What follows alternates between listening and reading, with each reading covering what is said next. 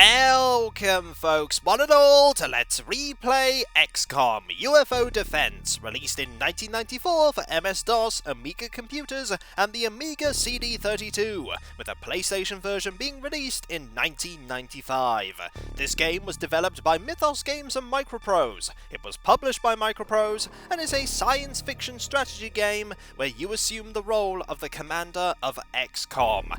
XCOM is a top-secret military organization that has been founded by a number of funding nations, because aliens are invading the planet, and to date, not a single military force has been able to even shoot down one UFO. You are the last hope for humanity. If XCOM cannot stop the alien threat, nobody can. Our objective is to protect the people of the Earth by shooting down UFOs, killing the aliens that attack places, and also trying to figure out just where the aliens are coming from, what their purpose is here, and how we can stop them. It's a very tall ask, and I've no idea why they decided to ask me, because my track record of saving the world in this game is not fantastic. Out of the two Let's Plays that I've done of this game, one of them ended in failure. The other one was a success, but the first one, it ended in failure. Then again, I did place the only base XCOM had in the Antarctic, so I was kind of giving myself a disadvantage from the very beginning.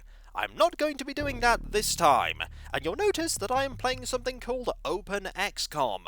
OpenXCOM is an open-source re-implementation of the game that fixes known bugs and limits, improves the AI and UI, and enables customization and mods. The 1.0 version was released in 2014, with support for Terror from the Deep added in build since 2015. This was in development since 2010, and it adds so many little things to the game that I'm not sure I could go back to playing the very original version. For instance, it has the ability to set different resolutions. You can change the scale of things on the screen. You can also change if it's full screen mode, window mode. You can fix the window position. You can do all sorts of things just then. You could individually change the volumes of different parts of the game. You can also completely change the controls if you like. You can also change things about the Geo Escape, the Battlescape, and you can also change a lot of little things in the game that you can see that I've changed a fair few of. I'm going to let you pause at your leisure to see the various things that I've altered, but suffice to say, there are a lot of things that you can change that generally make the game better. There are also a few that make the game far, far harder, like sneaky AI. That one I decided not to turn on for obvious reasons. Each one of these does something to change the default game. You can use OpenXCOM to play pretty much the default game without changing anything, or you can have all of these turned on, and you can have a completely different experience. I have changed quite a few of them, because some of them are quality of life things that just improve the quality of the gameplay, some of them are things that make quite a bit of sense, and some of them just sound fun, so I've decided to change them. It will create a different experience compared to the other times that I've played the game, but hopefully it will create a better one. And so, without further ado, let us quickly look at this. I have only changed one thing, and that is this here. Go back to this, and then we shall select a new game. We can select any one of these 5 difficulties. We're not going to be selecting Superhuman, because I could not complete the game at superhuman difficulty. There is just no chance that that will happen. I'm also not going to be selecting beginner, because that is the difficulty that the game used to default on, the base game. There was a bug, of course, that is pretty well known, that whenever you started the original game and did one mission, it would then default to a lowest difficulty. It is why the company that made the game got complaints that it was too easy, and it's why they then made Terror from the Deep as hard as it was. That bug has been fixed, and we can now select any difficulty that we like, and it will actually be that difficulty. I'm going to be selecting Experienced, because while I'm not a beginner, I have had some experience with the game. I don't think I'd be able to complete it on Veteran or Genius, and Superhuman, no way. Also, there is an Iron Man option, which means no manual saving. I am not going to be turning that on, purely because it is very anti-Let's Play recording. Something could go wrong, and some recording footage could be completely lost, and not being able to manually save means that I wouldn't be able to go back and re-record it. Though I am going to be sticking to many of the tenets of an Iron Man Let's Play, much like I did with the other Let's Plays of this game. That is to say that if a soldier dies horribly, a soldier will just die horribly. I'm not going to load the game up to try and save them. Also, if a mission goes terribly, a mission will just go terribly. And ultimately, if we end up losing, we end up losing.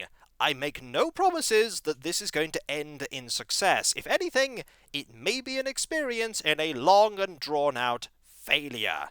But sometimes failure happens, and in this game, it can definitely happen. This game is a game that is near and dear to my heart, and I've been playing it on and off since I was a teenager. It's a really fun game, and I really like the XCOM series in general. There are a few games in the series I don't have much experience with, and a few that I have generally been avoiding, but this game, and many of the others, are games that I really, really enjoy. I also like some of the games that are based on the ideas of this game, like the UFO series, Aftermath, Aftershock, and not exactly Afterlight, but I do like the first two. And I have played a few other games that are also based on this idea. But I always end up coming back to this one, to UFO defense, to saving the world from the aliens for the very first time. Let us start our defense of the world right now. We are now brought to the Geo Escape. We're going to be spending quite a lot of time here on the Geo Escape. If we're not here, we're in the Battlescape screen fighting aliens, or we're in the base section where we are building our base, modifying our base, or doing many things revolving around our base. Speaking of our base, we need to build a base. We don't have a base yet. You can see some circles here on the map. That is because I have enabled the ability to see the limits of our radar capability. There are 3 circles there, and currently we only have access to the innermost one. I'm sure the other ones will appear later. We can build a base anywhere where there is land. We cannot build bases underwater. Not in this game anyway. And we can literally select anywhere. We could build a base in the Antarctic if you like. And you'll notice that the Antarctic is perpetually in sunlight. That is because I have changed how the day-night cycle works to be more accurate to the actual day-night cycle of the planet. Which means that at the moment, the Arctic is in perpetual dark. And I imagine for half of the year, this place will also be pitch black. We're not going to be building our base in either of those locations. I built the first time I ever tried to save the world, I built the base here. It went the way it went. It ended up failing, but it did go that way. But it was a valiant effort. The second time that I tried to save the world, and I did manage to, I built a base round about here, and it's a good place to build a base. You get the ability to defend a lot of countries that are funding XCOM. But I'm not going to be building a base there. I've decided that this time I'm going to build a base somewhere I've never built a base before. Well, the first base anyway. Over here. But not specifically in North America. It's a really good place to actually build a first base in North America because you get to defend a lot of countries that are paying a lot of money. No, I'm going to be building a base quite close by, but not directly in North America. I'm going to be building a base here, in the Dominican Republic. The reason being is that I still get to catch some of North America, and I would be able to detect UFOs that are flying over towards North America over this ocean. And so, we'll put one here to do that, and we'll also put it here so that we can defend parts of South America as well. We're going to put it here. We get the option to name the base, and I'm going to name it the name that I always name the base, the first one anyway, Ultimac Tyrion. As soon as we do this, we're then put here. We have to then build our base. This is something that is different. When you originally played the game, you would put your base there, wherever you decided to put it, and then it would just be there and time would start advancing. We're going to be building our base for one reason in particular, and that is that the original base that you're provided is absolutely terrible. I can understand the logic as to why the base is terrible. It's likely a military base that was already there, and you then have to repurpose it and make it into an XCOM base. but if it's a base that has been tailor-built for your needs, it is built awfully. Because if the base is attacked by anyone, and eventually it will be, the aliens will come through the access lift and any of the hangars that you have in the base. And the original of the bases has the access lift around here, a hangar here, a hangar here, and a hangar here. Suffice to say that your base is absolutely dreadful to defend, and you'll probably spend the first few months of the construction time for your base fixing the mistakes that the original architects of your base did.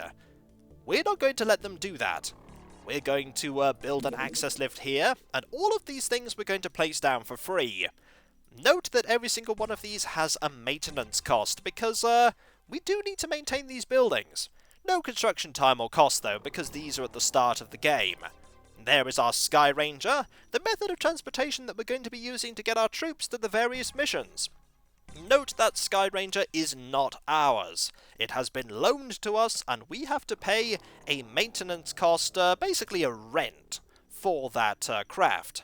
We also have 2 more hangars, which contain the Interceptors, our go-to way of shooting down a UFO. The Sky Ranger has no weapons capabilities. The Interceptors do. They also aren't ours, and we're going to have to pay rent for them as well. A long-term goal will be trying to replace these with vessels that we have made, which we don't have to pay a rent for. We're then going to put the, let's see, we'll put the living quarters here, I think. Yep, we'll put them here. We'll then put a small radar station here, a general stores over here, and a laboratory here, and a workshop here. And now time will advance very slowly. You saw that it was advancing. No matter what you're doing on the Geo Escape, it will always advance. You cannot pause it. Though it will go very slowly if you set it to the lowest speed. We are here in Ultimactirion. It is technically in North America, and we have $4,141,000. There are many things that we can do here. We can check the base information. We can build a new base. We can have a maximum of 8 bases in XCOM. We can also look at our soldiers and name them. We can also equip the Interceptors and the Sky Rangers that we have. We can build new facilities. We can research things, manufacture things, transfer things from base to base, purchase things and recruit new personnel, sell things and sack personnel, and we can go back to the Geo Escape. What we're going to do before we actually start trying to defend the planet is we're going to look at each of our soldiers, and we're going to name them. For I have names for the initial squad, and I just give them the name irrespective of the person's actual original name. I just go, you're now this person, you're now this person, and you're now this person. Because why not, eh? Each person has various stats, time units that they have, stamina, health, bravery, reactions, firing accuracy, throwing accuracy, melee accuracy, and strength. And you are going to be the person that typically is at the beginning of any XCOM playthrough I do. You are Sub-Zero. You are going to be Barry.